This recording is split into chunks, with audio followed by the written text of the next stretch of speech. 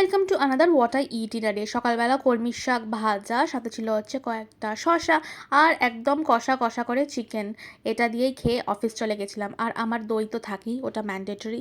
আর অফিসে আজকে নিয়ে গেছিলাম আবারও তেল পটকা চচ্চড়ি। মানে এই পুঁই শাকের তেল পটকা চচ্চড়িটা আমার কলিগদের এতই ভালো লেগেছে কি আর বলবো। ওরা আবার আবদার করেছিল খাওয়ার, তো আমি আজকে আবার নিয়ে গেছিলাম। আর তারপর একটুখানি আইসক্রিমের ক্রেভিং হচ্ছিল, তো আমুলের এই চকলেট ব্রাউনিটা আনিয়ে নেওয়া হয়েছিল। আর সবাই মিলে এখান থেকেই স্কুপ করে করে যে যার স্পুনস দিয়ে কিন্তু আমরা খেয়েছিলাম, বেশ মজা লেগেছিল। বিকেলবেলা গেছিলাম আজকে সর্ষে অ্যান্ড সোলস বলে গার্লফ্রেন্ডের এই দোকানটায়। ওখানে গিয়ে অর্ডার করেছিলাম হচ্ছে ভেটকি ফিশ ফ্রাই, যেখানে ওরা ভেটকি মাছটা অ্যাকচুয়ালি দেয়।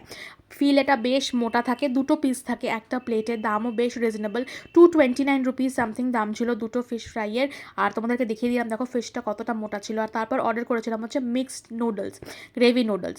আর এখানে ভরে ভরে কিন্তু চিংড়ি মাছ, চিকেন সব ছিল। বেশ ভালো এক্সপিরিয়েন্স ছিল। এটা ছিল ওদের এই কুলোটা, বেশ সুন্দর দেখতে এটা।